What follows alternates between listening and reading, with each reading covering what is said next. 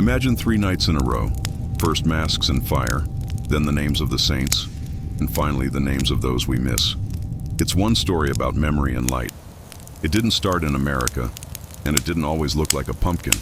In a moment, you'll see how Halloween ties into November 1st and 2nd, where the dates came from, why the light matters, and why people once carved faces into turnips. Stay to the end. There's also soul bread, a cry said to be an omen, and what really hides behind the will-o'-the-wisp. At the beginning, there was Samhain, a Celtic night at the turn of the seasons, when the end of harvest met the start of the darker half of the year.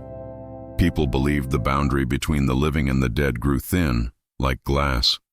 Home hearths were extinguished. A single great bonfire was lit for the whole community.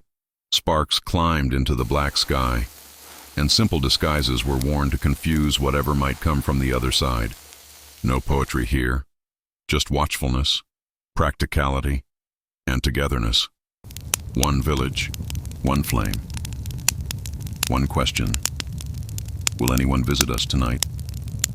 If you remember those who are gone, write a name in the comments, or light a virtual candle, and leave a like so this story reaches more people. Later, Christianity gave these days a new order. October 31st is the eve before the feast. All Hallows' Eve, shortened to Halloween. November 1st became All Saints' Day. Popes shaped this rhythm over time, with Boniface IV dedicating the old pantheon to Mary and the martyrs, Gregory III establishing the November remembrance in Rome, and Gregory IV extending the date more widely. The next day, November 2nd, through the monastery of Cluny and Abbot Odilo, came prayer for all the faithful departed. That's the triad.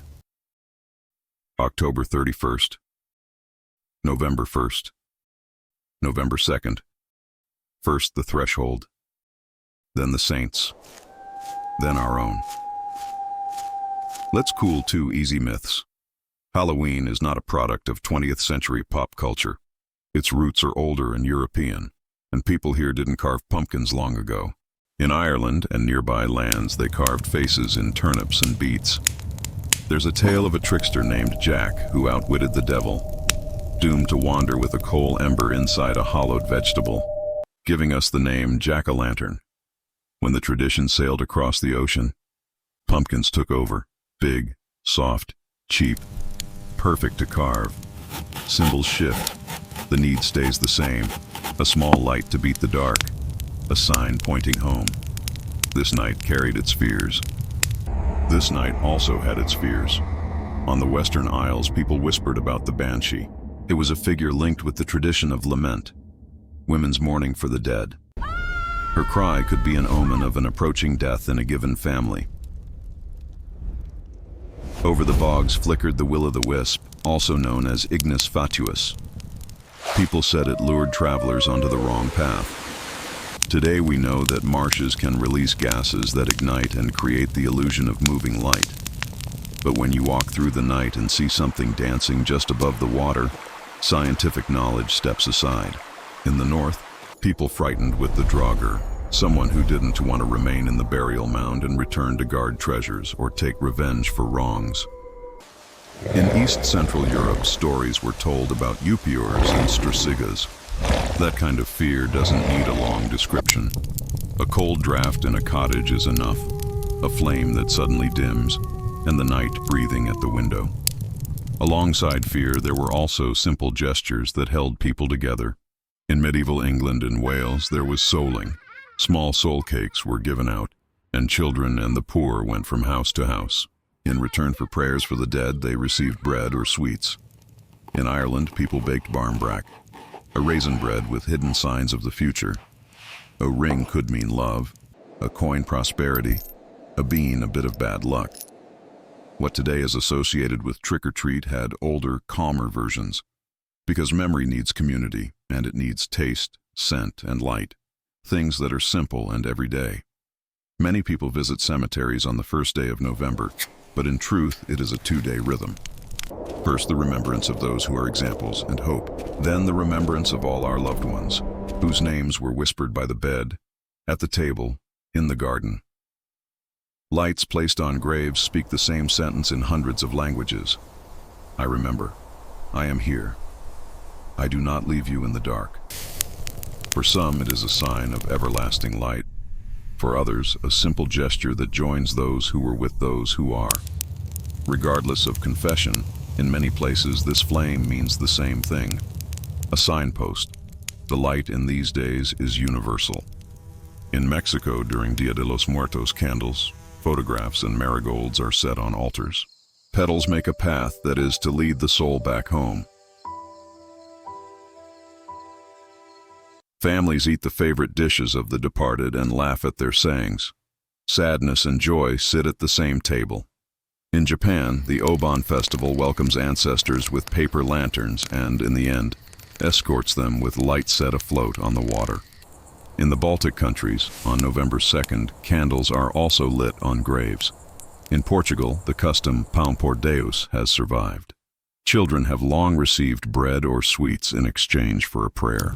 In Spain, at the beginning of November, people eat sweets called Huesos de Santo. Italians have Ognissanti, the Day of All Saints. Different languages, similar signs. Everywhere the dark season approaches, the flame says the same thing. Find the path. Come back. In many places, November 1st is also a sea of lights seen from afar. Long avenues, a vase of chrysanthemums, a trace of wax on the fingers. Someone cleans a plaque, someone adjusts a lantern, someone stands and says nothing, and yet says everything.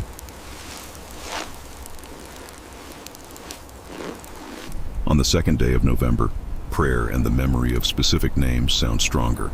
In some countries, they're written on slips and read aloud. In others, remembered in silence. Alongside the Christian tradition live traces of older customs. In ancient rites, food, drink, and fire were left for the ancestors. Not to keep them here, but to show the house remembers and waits. Today, the candle has taken over that offering. Small, warm, and steadfast. Where do masks come from? Partly from the belief that spirits can be fooled if they don't recognize a face. Partly from an old custom called mumming or guising. Costumed people walked through villages, sang, and received small gifts. Sometimes it was a defense against fear, other times a social valve that let people play a little under cover of night. This mix has always joined fear and laughter. That's how people tame what can't be fully understood. Let's return for a moment to the will-o'-the-wisp. It's a good example of cooling and heating. Cooling, because science says, marsh gases, reflections of lights, illusions born from eye fatigue. Heating, because imagination still does its work. At night, a person doesn't think about chemistry. They think about who is luring them and why, and whether they can turn back from that path. That's how collective memory works. In it, facts and stories don't fight. They interpenetrate. Someone will ask about witches and stakes. It's worth stating clearly. The largest wave of trials and executions falls mainly in the 16th and 17th centuries. That is already the early modern era, not the core of the Middle Ages. Earlier fears existed, but the scale of later events is a different story. It's good to know this, so we don't to build an image of the past only from screams and smoke. Fear doesn't need exaggeration to be real. It is enough to know that the night is long, and that sometimes a human has no power over it. Let's return to the lantern. The jack-o'-lantern is not only Halloween decoration. The name originally also meant a wanderer with a lantern, and even the marsh lights themselves.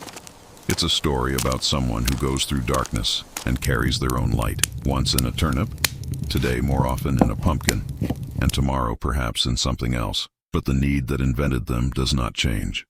We want something in our hand that says, I can make it through the night. To understand these holidays, it's worth thinking about time. Autumn closes the cycle. The last crop leaves the fields. Days become shorter, cold knocks at the door. A person tidies the house, tidies memory, and tidies relationships. It's natural that questions about the other side come then, and just then 3 simple answers appear. First, tame the threshold, light a fire, put on a mask if needed. Second, remember those who were light. Third, remember your loved ones by name.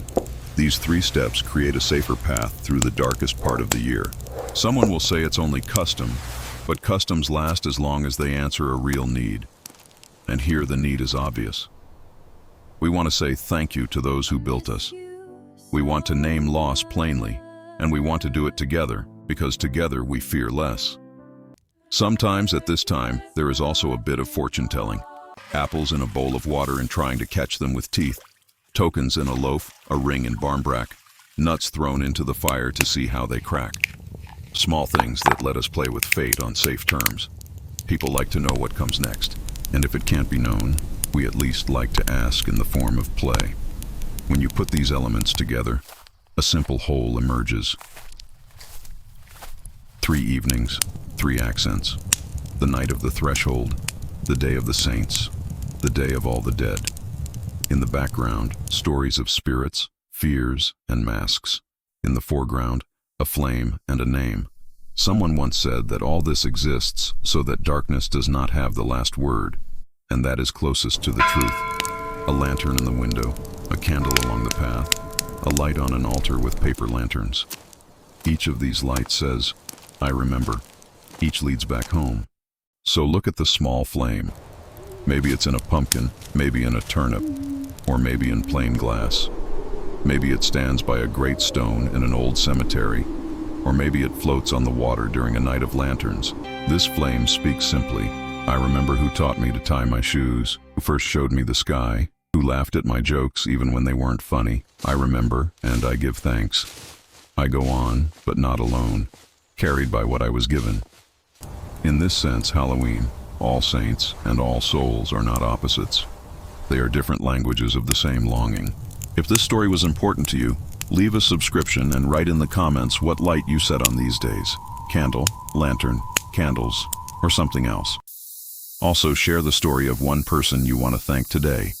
If you want to add a brick to the next, even more polished episodes, the links to support are in the description. Thank you for the evening spent together.